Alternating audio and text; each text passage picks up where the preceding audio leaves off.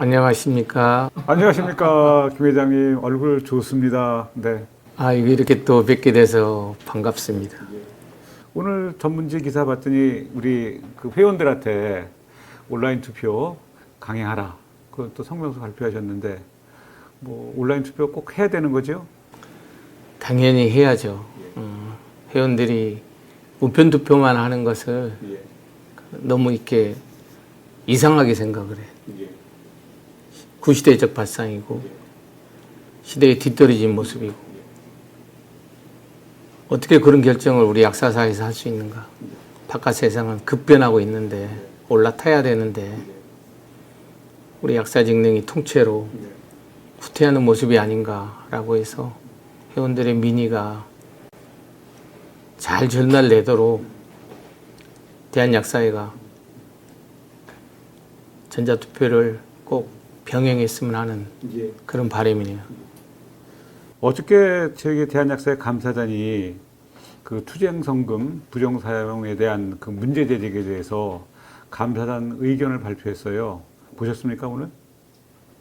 짧게 간단하게 봤어요. 그러셨어요? 네. 어떠셨어요? 아니 이제 2011년도 11월 22일 전향적 합의 이후에 2012년도 상반기에 이제 그 지출했던 내역을 가지고 2013년도 이후 집행부가 뭐 회계감사, 특별감사를 통해서 충분히 감사 진행을 통해서 그 문제가 없었다는 식의 자료를 공개한 것에 불과해서 목적 성금으로서 그 목적 이외에 사용했는지에 대해서는 궁금증이 많다고 생각을 하게 되네요. 저도 감사단 자료를 이제 오늘 보면서 느꼈던 것은 우리가 2011년 11월 20일 날 전향적 협의가 끝났고 그렇다 그러면 그 전향적 협의 이전에 우리가 투쟁 선고를 모아줬던 이유 자체 하나는 우리가 그 의약품 약국의 판매 저지를 해달라 그런 목적으로 저희가 이제 성금을 거둬줬지 않습니까? 그러면은 한 11월 22일 이후로 사실은 목적은 끝났다고 생각이 듭니다. 그다음에 어떻든 그다음에 2012년 1월 달에 정기총회에서도 임총회에서도 다시 새로운 그 비대위, 16개 시도지부장 중심의 새로운 비대위를 구성을 했고, 그리고 대한약사회에서는 감사단에서 의견은 비록 전자에 있던 그 비대위는 약품의 그 판매 저지를 위한 것이고, 후자는 그거에 연상선에서 예를 들어서 의약품 3분류를 뭐 저지한다라든지, 뭐 의약품 그 20품목 내로 안전상비약품을 규정하는 막는 어떤 그쪽에서 뭐 그 목적은 같다 이렇게 얘기하는데 저는 저지하고 협의하고는 분명히 목적이 다르다 생각을 좀 해봅니다. 그래서 그 부분에 대해서 최소한 예를 들어서 우리 대한약사회 회계 규정을 보게 되면 관항목 간 어떤 전용이 있을 때는 꼭 이사회 승인이 있어야 되고, 그 다음에 목적이 끝났어요. 특별회계에서 목적이 끝나고 일반회계 전용할 때도 꼭 이사회 승인이 있어야 되는데, 그런 그 절차 자체가 모르겠어요. 진짜 이사회를 하고서 한 건지 안 하고, 아직은 뭐 대한약사회 거기에 대한 그 답변이 없어서 모르겠지만은, 만약에 이런 이사회의 어떤 그런 절차가 생략됐다 그러면 그건 분명히 문제가 있다. 저는 그렇게 생각을 합니다. 이사의 뭐 안건이나 또 이렇게 임시총회 안건으로 지금 목적 성금에 대한 그 일반회계라든가 어떤 대의원들의 승인을 밟았다고 한다면 이제 문제가 좀 수그러들 수 있는데 그런 절차가 빠져 있다, 안건이 없었다고 한다면 이 부분은 상당한 의혹이 더 증폭될 수 있는 그런 부분인 것 같아요. 저도 그 부분에 동의합니다. 네. 2011년도에 제가 이제 서초구 분회장 시절이었고, 아무튼 우리 서초구 회원들이 그 편의점 약 판매 저지를 위해서 당시 대한약사회를 중심으로 해서 그 KBS 앞에 그 촛불 시위를 갔던 기억이 나요. 그리고 이사회에서 당시 김 부회장님 퇴진을 촉구하는 또 촛불 시위도 서초구에서 또 진행을 했던 게 생각이 나고, 회원들이 똘똘 뭉쳐서 저지를 하고자 했는데 전향적 합의를 통해서 그때 당시 회원들이 가졌던 그 패배감, 자괴감, 낭패감, 그 충격을 잊을 수가 없습니다. 제가 통째로 저희 약국을 오픈해서 저희 서초 회원들이 그 심야 약국에도 참여했던 기억이 나거든요. 아무튼 회원들은 성금도 내고, 그리고 저지를 위한 종력투쟁에 앞장섰는데, 그럼에도 불구하고 편의점 예약이 나가고, 그리고 이제 그 성금은 그 전향적 협의 이후에도 계속 그렇게 쓰여진 것에 대해서 객관적으로 제가 납득하는 것이 좀 부족하다, 그렇게 생각이 들어집니다. 사실 이 부분 자체가 이 과거에 우리가 북한에서 이제 용촌에서 그때 폭발이 있었을 때 우리가 이제 같은 민족끼리 이제 동포를 발휘해서 우리 약사들이 이제 성금을 모았었죠, 그때. 그래서 어떻든 그 당시 상황 자체가 안 돼서 북한으로 가질 못했고, 돈이.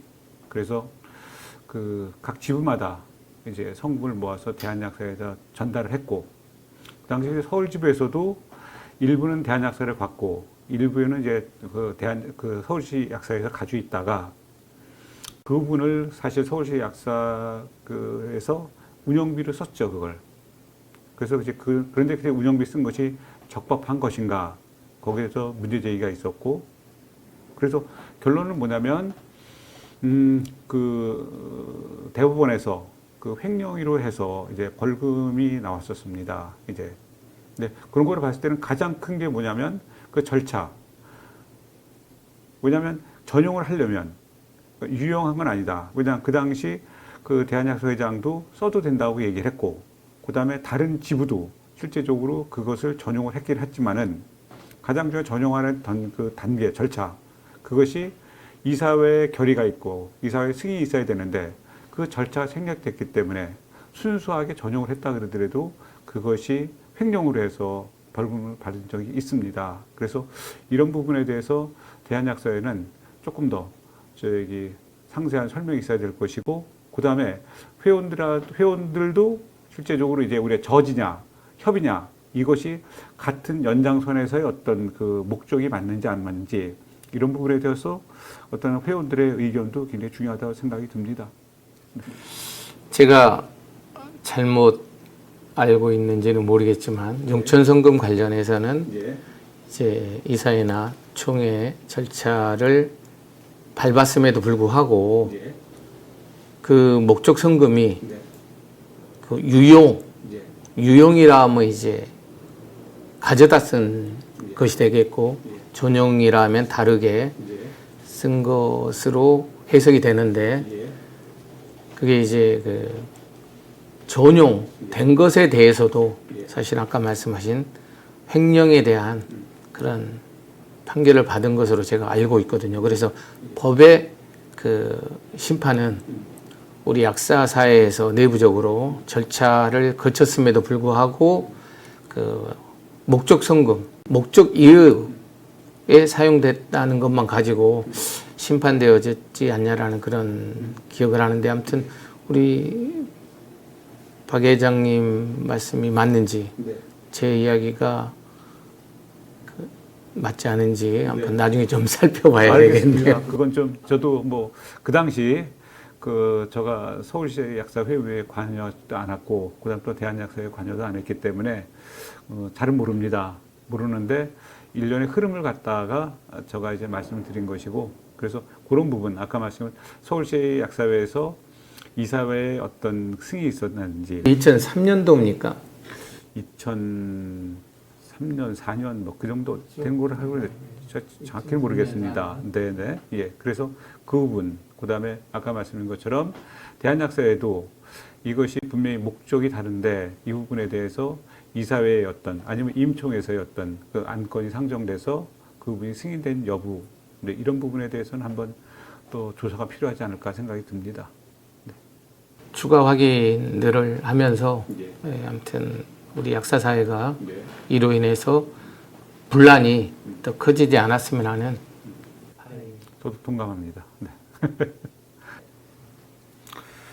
김 회장님 일전에 그 대구 반월당 그 지역에 그 한약국 많이 방문도 하셨고, 그다음에 지금 한약사 문제가 오늘 주 토론 쟁점인데 그 한약사 문제점이 뭐라고 생각하십니까?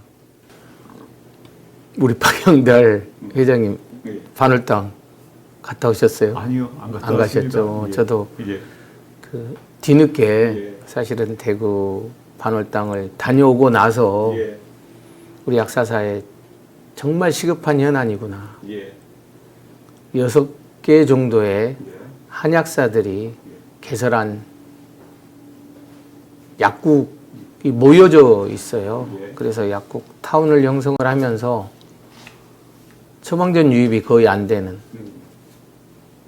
곳이다 보니까 우리 약사님들이 생각하시는 것처럼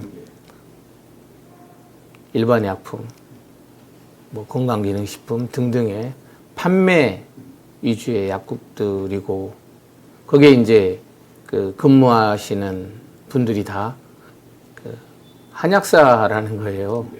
그래서 손님들이 제법 많더라고요. 그래서 약사님들 약국도 주위에 4-5개 같이 있는데, 아무튼 대구에 약국이 한 1200개 정도 있는 걸로 알고 있거든요. 근데 그 반월당 지하 상가가 동아백화점에서 백화점하고 또 2개 백화점이 연계가 되어져 있기 때문에 중심지처럼 생각되어지고, 그래서 대구 전체에 약가에 영향을 미치지 않을까. 잘 아시겠지만은 이제 약 가격으로 인해서 환자나 국민들이 갖게 되는 우리 약사들에 대한 불신이 상당 부분 이제 해소돼가는 그런 시기인데, 새롭게 그런 환경이 만들어진다 싶어서 이걸 어떻게든 조속하게 빨리 해결해야 되지 않을까, 그런 당혹감을 갖게 됐고, 또 우리 박영달 회장님이나 저나 해결하는 데 앞장서야 되겠다. 뭐 불살라서라도 이거 정 우리 사회에 문제 제기를 해야 되겠다라고 그렇게 생각하게 됐습니다. 저는 이제 이 한약사 문제를 어떻게 풀어야 될까 이제 고민을 해봤는데, 이 한약사가 탄생된 배경, 그러니까 93년에 한약 분쟁이 생겼던 그 첫 번째 이유는 뭐냐, 저는 생각했을 때 그때 한의사들이 약국에서 한약을 조지하는 거, 그걸 문제 삼았죠. 그걸 약국에서 지금 뭐 한약 제제, 우리가 지금 우황청심환이라든지 쌍화탕을 판다고 해서 한의사들이 그 한약 분쟁을 일으킨 것이 아니라, 왜 약국에서 한의사가 아닌데 너희들이 한약을 조제하냐, 그걸 문제 삼은 거죠. 판매가 아니라. 그래서 그 대안으로 나온 것이, 그래서 그러면 한방 그 의약품처럼 한방 의약품을 하자. 그래서 그 조제의 파트너를 누가 할 것이냐. 그래서 이제 한약사가 탄생됐지 않습니까? 그러면 지금 그 한약사들이 뭐 약국에서 지금 한약제제 약사들이 취급하는 문제에 대해서 자꾸만 이의를 얘기를 하게 되는데, 분명히 그 당시 그 협의 과정 중에서도 지금 보건복지부에 해당하는 보사부가 분명히 정의를 내렸지 않다가, 한약과 한약제제는 다르다. 의사들이 문제 삼은 것은 한약은 수치라든지 법제라든지 어떤 특수한 처리를 하면서 약성 자체가 달라지는데 그 부분 자체가 약사들이 실제적으로 공부를 안 했다. 그러니 그 부분에 대해서 조제하는 부분은 문제가 있으니 하면 안 된다. 근데 그것이 사회적 합의가 돼서 저희가 이제 한약 조제는 이제 뭐 특수하게 우리 한조시라는 시험을 통과한 약사들만 취급하게 됐고, 그것도 100방에 안에서. 그렇지만 한약제에 대해서는 전혀 문제가 없었거든요. 근데 이제 와서 그 한약제제는 기본적으로 제약회사에서 법제와 수치를 다 한 건 일반인이기 때문에 지금 한약사들이 한약제제에 대해서 약사들이 취급하는 문제에 대해서 이의를 얘기하는 것은 본인의 어떤 그 정체성을 갖다가 모르기 때문에 하는 것이다. 한약사의 정체성은 뭐냐? 한방분업을 통해서 한약 조제지, 한약 제제가 아니다. 저는 그렇게 생각하기 때문에 한약사들이 본인의 정체성, 한약과 한약 제제, 면허범위 이 부분에 준수해야 된다. 이런 생각을 좀 해봅니다. 이제 한약사 제도가 생겨나기 이전에 사실 이제 한약사 제도를 만들 것이냐 하는 것에 대한 뭐 복지부 차원의 검토가 있었다고 들었고, 당시 이제 뭐 보건 경제학적 측면에서 한약사들이 생겨나는데 뭐 시간도 많이 걸리고 또 교육하고 또 한약국을 차리는데 비용도 많이 들고, 그래서 이게 좋은 어떤 방안이 아니다. 그리고 당시 약사들이 양약과 한약을 다 감당할 수 있을 정도의 역량이 있다고도 판단을 했는데, 아무튼 그때 당시에 한약사 제도를 그 강행을 시킨 것이 결과적으로 오늘날 20여 년이 지나면서 우리 직능 간에 심각한 갈등을 유발시키고 있고, 그리고 또 환자나 국민들도 그 한약국에 대한 인지나 이해를 못하고 있는 상태에서 국민들도 약국에 대한 선택권이 많이 혼란스러워지지 않고 있는가 해서 이 부분에 대해서는 그 복지부나 정부가 그 뭔가 책임져야 되는, 해결해야 되는 그런 위치에 있다고 저는 생각을 합니다. 그 당시 그 시민단체라든지 복지부나 이 사람들이 제대로 약사법을 정리했더라도 이런 일이 없죠. 우리 항상 문제되는 것이 이제 약사법 20조하고 21조, 그 다음에 그 정의정의 그 약사법 2조. 근데 약사법 2조에는 분명히 한약사는 한약과 한약 제제, 이것이 이제 면허범위라고 딱 정해져 있고, 근데 문제는 20조하고 27조 보면 20조에는 약사와 한약사만이 약국을 개설할 수 있다. 그다음에 21조에는 약사와 한약사는 한 개 약국만 개설할 수 있다. 그래서 공통적으로 약국을 할 수 있게 만들어 놨고, 그다음 또 44조 50조를 보게 되면 약국 개설자는 또 일반 의약품을 판매할 수 있다. 이렇게 해놓으니 이 친구들은 지금 20조하고 44조, 50조를 가지고서 우리가 일반 의약품을 판매하던 정당성을 갖다가 지금 얘기를 하고 있습니다. 근데 분명히 가장 중요한 것은 모든 것이 약사법의 가장 중요한 건 2조에서 약사, 한약사, 그 다음에 일사자, 약사의 정의까지 다 되어 있는 상황에서 그 정의 조항이 가장 중요한데 이 부분을 인정을 안 하고 하위 조항을 자꾸만 이제 그 본말을 전도하는 거죠. 그렇기 때문에 문제가 되지 않나 생각이 들고, 그 당시 정부가 확실하게 그 약사법을 정리해 놨다면 이런 문제가 안 되는데, 지금 말씀하신 것처럼 벌써 20년이 지나도록 이 부분에 대해서 수정을 안 하고 본인의 잘못을 인정을 안 하고 계속 직무유기를 하다 보니 이런 현상이 되지 않나, 이런 생각을 좀 해보고 있습니다. 말씀하신 약사법 2조는 약사, 한약사의 업무 범위가 정해져 있고, 그리고 이제 20조는 약사, 한약사는 약국을 개설할 수 있다고 정의가 되어져 있고, 그리고 지금 말씀하신 44조는 그 약국 개설자는 의약품을 뭐 판매하거나 판매할 목적으로 뭐 이렇게 취급할 수 있다라는 조항이 되어져 있고, 50조는 그 그 약국 개설자는 치과 의사의 처방 없이 일반 약품 판매할 수 있다라고 되어져 있어서 아무튼 그 법 조항으로 이게 그 부닥치는 그런 부분들이 있는데 이걸 가지고 이제 한약사들이 지금 그 약국 개설자이면서 업무 범위를 벗어나는 판매 행위를 하고 있는 거잖아요. 그래서 시급하다. 근데 이제 우리 박영달 회장님이 정부 책임이 크다.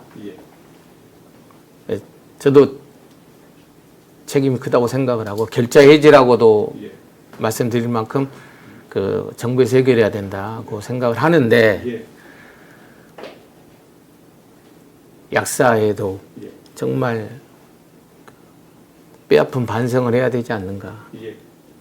뭐 아시겠지만은 2000년 1월, 2월 그 자료를 보면 대한약사회가 통합약사에 대한 어떤 원칙을 가지고 있었고 그 공교롭게도 거의 2020년 또까지 그런 입장을 가지고 있지 않았는가라는 그런 생각이 되어지거든요. 그 올해 지금 대한약사의 그 자석근 부회장이 그 한약 TFT를 운영하면서 이제 뭔가 정리된 안을 발표한 걸 봤는데 이제 통합약사는 불가하다라는 그런 입장을 냈어요. 이게 이제 대한약사의 공식적인 입장으로나마 처음이 아닌가라는 그런 생각을 하거든요. 그래서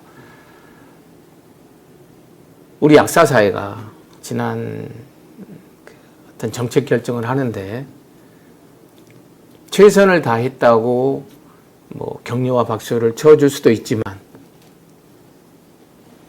책임지는 부분이 없다라는 것에 대해서 상당히 좀 답답한 면이 있습니다. 정부도 책임이 있고 지금 이제 이 한약사 문제를 해결하는데 그 하태길 약무정책과장이 정부의 공식적인 입장처럼 사회적 합의가 필요하다라고 이야기를 했거든요.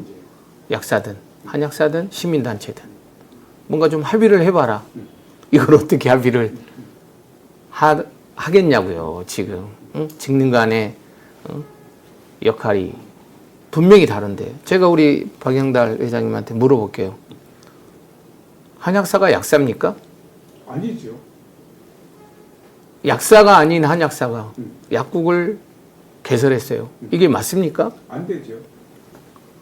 아니 너무나 상식적이고 평이한 이 대원칙을 지금 어기고 있는 거잖아요. 지금 올해 들어서 보건의료발전협의체가 그 한 달에 한두 번씩 가동되고 있는 걸로 알고 있거든요. 6개 보건의료 단체가 모여서 보건의료 어떤 현안에 대한 문제에 대한 논의를 하고 있는데 이 시간을 통해서 제가 강력하게 요청하는 거예요. 한약사가 약사가 아니고 약사가 아닌 한약사가 약국을 운영하고 있는데 보건의료발전협의체에 이 문제 해결을 안을 마련하는 그런 안을 올려라. 아니 어떤 직능이 한의사가 의원을 뭐 개설한다. 뭐 의사가 한의원을 개설한다고 하는 게 이게 말이 되느냐는 거죠. 그래서 아무튼 이 현안은 뭐 사회적 합의가 아니고 지금 약사법의 미비한 점을 보완하면 되지 않겠는가. 뭐 잘 아시겠지만은 9월 30일자 하더라고요. 한약사회에서 한약제제에 대한 일반 약품으로서의 어떤 분류를 할 게 아니고 양약제제와 한약제제를 성분으로 분류하라고 그렇게 엉뚱한 주장을 지금 해놨어요. 그래서 좀 해괴망측한 그런 주장인 것 같고 저는 대한약사회가 적극 나서서 해결책을 강구를 해야지. 대한한약사회 회장이 23,000여 우리 약사분들한테 서신을 보낼 때도 대응하지 않겠다. 무대응의 원칙을 천명했는데 회원들이 얼마나 답답하겠습니까? 정말 이렇게 말에 책임 있고 좀 정중한 언어를 선택해야 돼서 말을 아끼고는 있지만 감정적인 표현을 너무나 좀 하고 싶은 그런 심정이네요. 지금 우리 김 회장님이 저한테 약사 한약사님 물어봤는데 분명히 아니죠. 약사법에 우선 시험 과목 자체가 우리는 생명과학, 생명약학, 산업약학, 그다음 임상약학, 약사법 시험 보고 걔네들은 한약, 응용과 기초, 약사법 그거 가지고서 시험 봐요. 그럼 걔네들은 지금 가끔 얘기하는 것이 우리도 수업 중에 양방 관련 수업을 받는다고 했는데 아니요 그런 논리를 따지게 되면 뭐 이종 면허 가진 사람은 뭐 일종 운전 못하는 법이 어디 있고 뭐 변호사 뭐 사부장이라든지 검찰의 뭐 수사관이라든지 이분들이 변호사 검사만큼 몰라서 그건 아니잖아요. 했다가 자격 시험 아닙니까? 아까 그 김 회장님이 저한테 약사가 한약사냐고 물어봤을 때 분명히 약사 한약사는 다르죠. 학제가 다르고 그다음 교육 과목이 다르고 시험 과목이 다르죠. 이것이 우리는 그 네 과목을 보게 되는데 임상약학, 산업약학 또 하나 무슨 약학이 있는데 뭐 그 약학에다 약사법 시험 보고 그다음에 한약사 시험 뭐냐면 그 한약 기초 응용 그다음 약사법 뭐 그렇게 시험 보고 있습니다. 그다음 우리는 산업약학에서 이 한약과 한약제조 과목이 시험 과목이 들어가고 있습니다. 한약사 이 친구들은 자기들도 양방 관련 그 의약품 그걸 배운다고 하지만은 실제로 그거 관련해서 시험을 안 봤다. 뭐 그런 걸 따지면 사범대에 나온 사람들이 구호 선생님이 영어 가르칠 수 있고 영어 가르칠 수 있는 수학도 가르칠 수 있는 것이고 그렇기 때문에 그건 뭐 그럼 사범대학 나온 사람 다 그럼 모든 과목을 이수할 수 있느냐? 그건 절대로 아니란 얘기죠. 자기가 시험 본 과목에 대해서 교사 자격증을 받는다. 저는 그런 생각을 하고 있고 사실 경험치로 따지게 되면 뭐 서당계 3년이면 뭐 풍어른다처럼 기본적으로 계속하지 약국을 하다 보면은 할 수 있겠죠. 그러나 자기 자격, 그 면허 부분에 정해져 있기 때문에 그 부분에 대해서 뭐 일반 약국을 취급하겠다. 그건 이제 언어 도단이라 생각이 들고요. 그다음 아까도 말씀드렸지만 한약사의 정체성은 뭐냐? 한약 제재가 아니라 한약이란 조제, 그 권한이다. 그래서 자기들이 살려면 한방문을 통해서 그 한약 조제를 자기들이 할 수 있게끔 대정부 투쟁을 할 뿐이지 그건 안 하고 한의사하고 정부하고 투쟁은 안 하고 쉬운 길로 자기네들도 동일한 약사를 하겠다. 동일한 약사 행위를 하면서 동일한 약국 행위를 하겠다. 이건 절대로 안 된다. 아까 말씀하신 것처럼 의사는 의원이고 한의사는 한의원이고 치과의사는 치과의원 이렇게 돼 있어요. 의료법에. 그런 것처럼 한약사도 한약국이지 약국으로 해서 국민들의 그 진짜 약국에 근무하는 사람이 약사인지 한약사인지 몰라서 국민의 건강권을 갖다가 침해하는 그런 행위는 중단돼야 된다. 이런 생각을 해봅니다. 네. 아무튼 오늘날 한약사들이 이제 일반 의약품을 법적 제재 없이 팔고 있는 것에 대한 그 지난날에 어떤 성찰을 해보면 잘 아시겠지만 2012년도에 부천지청에서 불기소 처분을 내렸잖아요. 그렇죠. 네. 불기소 처분을 내린 이유 중에 2013년 2월에 내렸거든요. 2012년 8월에 그 오종구 보건소에서 일반 약품 판매를 하는 것을 고발을 했는데 이제 부천지청에서 불기소 처분을 하면서 당시 2013년 1월 1일부터 편의점에서 약을 판매를 하게 된 거예요. 아니 뭐 편의점 점원들이 일반 의약품을 상비약 안전상비약으로 해서 판매를 하고 있는데 안전성과 유효성이 확보되어져 있다는 전제의 일반의약품을 판매를 하고 있는데 그 한의사들의 일반의약품 판매에 대한 처벌을 하는 것은 과하다 라는 이유로 사실은 불기소 처분을 내린 걸로 알고 있거든요. 2011년 11월 22일 전향적 합의가 결국은 편의점에 약을 내보낸 것 자체가 한약사들의 일반약품 판매를 하는 것에 물꼬를 터준 그런 결과가 된 거죠. 맞습니다. 그래서 제가 아까도 말씀드렸지만은 우리 약사사에 오늘날의 어떤 이 현안에 대해서 좀 더 적극적이고 해결 지향적인 그 모색을 했었어야 되는데 하지 않았다. 한약사 문제하고 성분명 처방하고 전혀 상관이 없잖아요.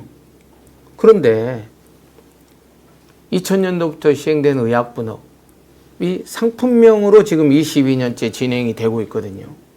만일에 이게 성분명 조제로 진행이 됐다고 한다면 우리 약사님들은 성분에 대한 전문가들이, 물론 지금도 전문가이긴 합니다만 전문가들이 되어져 있을 것이고 그런 성분의 전문가들이 운영하는 약국을 한약사들이, 한약 제제 한약을 하는 한약사들이 약국을 하겠다고 달라들 수 있었겠는가 라는 그런 생각도 하게 되거든요. 그래서 지난날 우리 약사회가 좀 더 적극적으로 대처하지 못한 현안들이 결국은 오늘날 우리 약사사에 혼란을 주고 있고 그 시급한 문제가 되고 있다. 그 생각을 해서 만시지탄 늦었지만 지금 한약사 문제를 해결하겠다고 대한약사회가 뭐 실력 행사를 한다는 등 적극적으로 해결의 어떤 의지를 보여본 적이 있는가? 저는 기억이 나질 않아요. 뭐 우유곡절이 있다고 다들 회원들도 아시죠? TFT를 꾸렸잖아요. 그리고 이제 그 김현장 법률 사무소에 자문을 구해서 그 뭐 약사법 개정에 대한 그 시도를 하겠다고 하는데 그것 마찬가지로 2012년도에 부천 그 지청 그 사건 때도 사실 김현장의 법률 자문을 구한 걸로 나와 있거든요. 그래서 적극적으로 정말 실력 행사라도 하면서 우리 회원들이 납득할 만큼 해결의 의지를 보여달라. 그렇게 말씀드리고 싶네요. 그 이후에 알아봤더니 그 부천시 보건소에서 고발을 할 때 사실은 약사법 2조 정의 그거로 고발을 안 했습니다. 그렇기 때문에 고발 자체를 법조항을 잘못했다. 지금 나중에 밝혀진 일이고요. 그러다 보면 아까 김 회장님 말씀하신 것처럼 안전상비약품이 나간 이후에 또 그 당시 심의한 의약품을 그 당시에 제가 봤을 때 뭐 타이레놀, 판피린 이런 걸 해서 실제적으로 검사도 지금 편의점에서 좀 쉽게 보면 이 알바생들이 팔고 있는데 그걸 약학대 한약학과 나온 사람이 그걸 파는 게 뭐가 문제되느냐. 실제로 그런 이제 해석이 낮지 않았나. 그래서 이 전형적 협의 자체가 어떤 지금 그런 발단이 그 원인 제공한 것은 동의합니다. 그 부분에 대해서는요. 그 다음에 지금 말씀하신 것처럼 그 의사들 같은 경우에는 이것이 교차 고용 자체가 지금 안 되고 있습니다. 이 병원급에서는 협진이라는 이름으로 해서 이제 교차 되지만은 의원급에서는 그 교차 고용이 안 되거든요. 그러니까 만약에 내과 의원에서 한의사 고용한다든지 한의원에서 내과 의사 고용 그건 안 되고 있는 거거든요. 그다음에 분명히 명칭도 분리돼 있고 그러니까 그런 차원에서 지금 한약사들이 약사를 고용해서 처방을 받고 그것은 절대로 안 된다.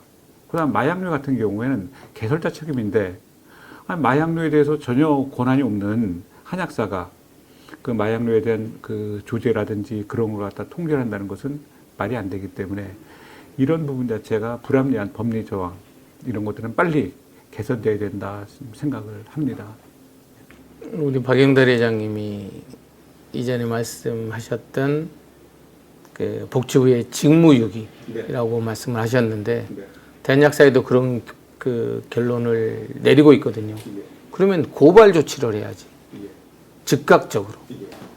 적극적으로 실력 행사를 해야 되는데 전혀 하지 않고 있거든요. 그리고 이제 뭐 좋은 소식이라기보다는 당연한 귀결인데 뭐 종군당에서 한약사 약국에 약을 공급하지 않아서 이제 고발 조치를 당했지만 이 또한 그 불기소 처분을 받게 돼서 제약사들이 한약사들이 운영하는 약국에 약을 공급하지 않아도 되는 그런 그 결과에 대해서는 아주 그 좋은 소식이고 그 합법적으로 우리가 그 한약사 문제 해결을 하는데 그 나서야 된다고 하면 그 제약사의 협조를 얻어서 이해와 양해를 구해서 어떻게든지 그 약 공급이 그 되지 않도록 아무튼 서로 잘 협조를 했으면 좋겠습니다. 말씀하신 그 한약사들이 약사를 고용하지 못하게 한다는 것, 그 다음에 약국이라는 명칭을 사용하지 못하게 하는 것, 그리고 일반 약품을 판매 못하게 하는 것, 그런 세 가지의 그 법이 마련되기를 바라고 써보도록 하겠습니다. 아까 우리가 그 사회적 합의를 얘기를 하셨는데 그 일전에 그 보건복지위원실을 들어갔을 때 이 한약사 문제는 사실 사회적 합의, 사회적 동의가 필요하다 그런 얘기를 하셔서 지난번 우리 우리 토크쇼에서 잠깐 말씀드렸지만은 저희가 이제 갤럽에다가 실제 국민들은 어떻게 생각하고 있는가, 이 한약사 문제를 어떻게 생각하고 있는가. 그래서 갤럽을 통해 가지고 국민들한테 여론조사를 했지 않습니까? 했더니 진짜 약국과 한약국 명칭 구분을 해야 된다. 국민들이 88%가 동의를 했고, 그다음에 그러면 약국 한약국을 명칭 구분한 걸 갖다가 법제화시키는 분은 어떻게 생각하냐 했더니 국민들의 83%가 동의를 했습니다. 법제화 시켜야 된다. 그렇다 그러면 이제 대한약사집행부는 이런 대국민이 지금 방향이 어디가 있는 것을 이제 확인됐다면 더욱더 정부라든지 국회를 설득하고 대국민 홍보를 하든지 해서 진짜 약사법 자체가 제대로 입법 불비라는 불비로 이렇게 끌고 갈 것이 아니라 제대로 이제 그 각 직역별로 이제 면허 범위라든지 그 직무 범위, 행위 이런 걸 갖다가 확실히 정해서 국민들이 그 혼란, 그로 인한 건강권이 침해되지 않도록 우리가 더 노력해야 되지 않을까 그런 생각을 좀 해봅니다. 근데 지금 대한약사에는 적극적인 실행 대책을 강구하지 않는 거죠. 왜 그러는 거예요? 아, 글쎄요. 어차피 혹시라도 이런 정부와 각을 세우는 것 자체가 부담스러워서 그런 거 아닌가? 잘 모르겠습니다. 아무튼 다들 그렇게 생각을 하게 되고 그래서 해결 의지가 없는 것처럼 보이게 되고 그렇게 20년이 넘게 끌어왔고 그래서 우리 회원들이 약사들이 갖게 되는 그 어떤 우리 직능에 대한 침해와 그리고 그 피해가 커져가는 것에 대해서 아무튼 우리 박영달 회장님이 더 앞장서셔가지고 좀 나서셔서 해결하십시오. 아이고, 무슨 말씀이세요? 김정은 회장님이 더 큰 뜻을 가지고서 이제 아주 이제 깃발을 들고 나가셔야죠. 네. 한약사들이 약국으로 운영하는 게 지금 몇 개나 있죠? 전국에 대략 제가 판단한 건 한 700개 정도 알고 있습니다. 네. 700개. 그 엊그제 실천약에 올라온 자료 보니까 710개, 700. 10개. 10개. 예, 그래서 지난달에 709개. 이달에 이제 710개 한 개 늘었던 것 같고, 아무튼 지금 생겨나는 한약사들이 개설하는 약국이 뭐 한약국이 아니고, 그리고 평범하게 뭐 이렇게 조그만한 약국이 아니고 약국 규모가 커지는 그런 약국들인 듯 싶어서 심각하다고 생각되네. 제가 이제 대구 반월당회를 다녀와서 대구 반월당 약국의 영상으로 이제 데일리팜에 이제 기사가 나갔었는데 영상이 지워져 버렸어요. 그래요? 네, 그래서 이게 이제 어떤 이유에선가 아무튼 궁금하고 그 영상을 통해서 보게 되면 그 대구 반월당 한약사들이 운영하는 약국들의 모습들이 이렇게 잘 보여져서 그 심각한 상황이 우리 회원들 모두가 쉽게 공감될 수 있을 걸로 생각을 합니다. 과거에는 한약국들이 그냥 실제적으로 한약과 한약재를 중심으로 하면서 진짜 조그맣게 했었는데 지금은 지금 말씀하신 것처럼 그 지역의 랜드마크 되는 장소에 약국을 차려서 실제적으로 가격을 초토화시키고 있습니다. 얼마 전에 경기도에서 보면은 그 시흥 하늘휴게소에 굉장히 이동량이 많은데 그런데다 한약사가 약국을 개업하고 그 다음에 우리가 다빈도 굉장히 알려진 제품들을 거의 원가 수준으로 팔다 보니까는 그 지역 약국들이 초토화돼 버리는 거거든요. 초토화되는 건 뭐냐면 매출 떨어지는 것도 되지만은 그 전에 약사로서의 상처. 왜 당신들이 이렇게 비싸게 받냐? 왜 우리 단골들한테, 지역 주민한테 이렇게 지금까지 폭리를 취했냐? 너무 억울한 거 아닙니까, 이게? 단지 매출이 아니라 그 약사로서의 어떤 그 자존심, 자존감, 이거 다 무너뜨리는 것 자체가 이런 부분에서 회원들이 굉장히 분노를 하고 있고, 그러니까 일부에서는 우리 전국 약국 뭐 3만 개 중에 700개가 뭐가 대수냐 얘기를 하는데 700개가 단순히 조그만 동네 약국 700개가 아니라 한 약국이 주변에 수십 개의 약국을 갖다가 괴롭히는 그런 어떤 공룡과 같은 그런 기업형 약국으로 지금 변질돼 가고 있기 때문에 그다음에 그거로 인해 가지고 우리 약사 내부의 어떤 경제적 침해뿐이 아니라 약사로서의 어떤 자존감도 무너뜨리고 있기 때문에 이분은 빨리 약사법 개정을 통해서 정리돼야 된다 이런 생각을 합니다. 미꾸라지가 700마리 있는 거네요. 그렇죠. 한 마리만 있어도 사실 다 흙탕물로 만들어 놓는 건데 700마리가 이렇게 날뛰고 있으니까 그 폐해는 갈수록 심각해질 수밖에 없을 것 같아요. 맞습니다. 그 자리에 우리 후배들이 들어가서 해야 되는데 우리 후배들이 갈 자리가 너무 없고 그러니까 우리 선배 약사로서 우리 김 회장님의 전화 진짜 책임감을 갖고 우리 후배들의 미래를 위해서 더 우리가 분발해야 되지 않을까 그런 각오도 하고 그런 다짐도 한번 해봅니다. 네. 다짐도 하고 각오도 다지고 함께 합시다. 좋습니다. 지금 그 대학 이제 대한약사 회장에 출마하시는 분이 이제 4분이 거론되고 있는데 뭐 향후에 또 어떤 분이 더 출마할지는 모르겠지만은 지금 야권에서는 우리 최광훈 회장님, 김종원 회장님, 그 다음에 또 우리 장동석 약중로 회장 이렇게 출마 선언을 하신 걸로 알고 있고 또 설사 출마 선언을 안 했다 그러더라도 이제 출마 의지를 가지고 계시는 걸 알고 있는데 어떻게 야권 단일화에 대해서는 어떻게 뭐 생각이 어떠시고 또 그 부분에 대해서 우리 김정환 회장님은 어떤 생각을 가지고 계신지 한번 궁금합니다.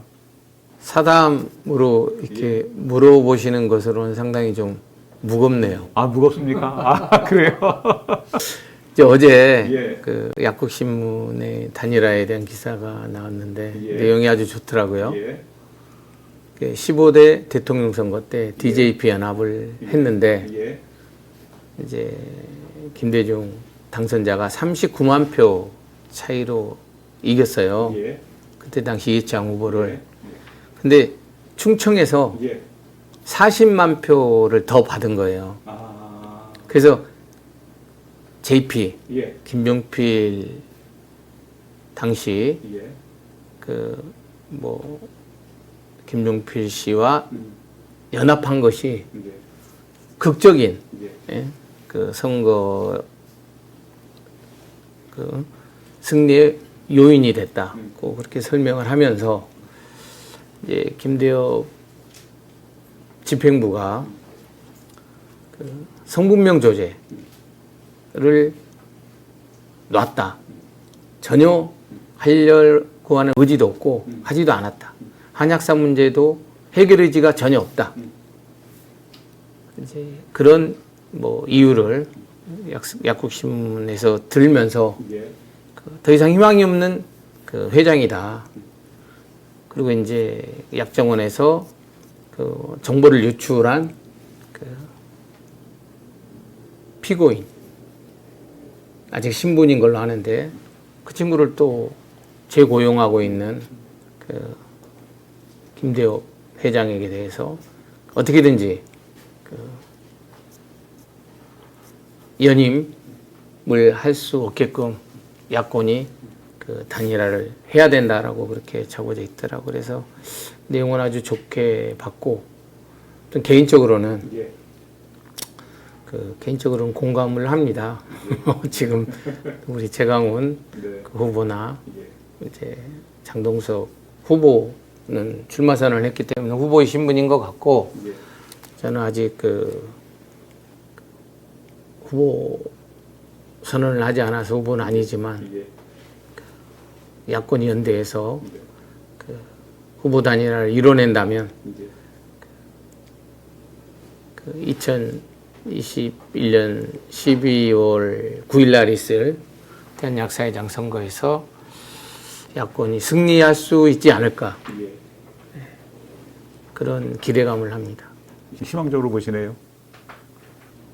희망을 가져야죠. 네. 응원합니다. 네. 우리 박영달 회장님도 네. 사실 그 야권 연대 예. 그리고 야권 단일화 그리고 그 지금 그 김대엽 집행부의 그 연장을 막는데 좀 역할을 해주시기를 당부드리고 함께 했으면 좋겠습니다.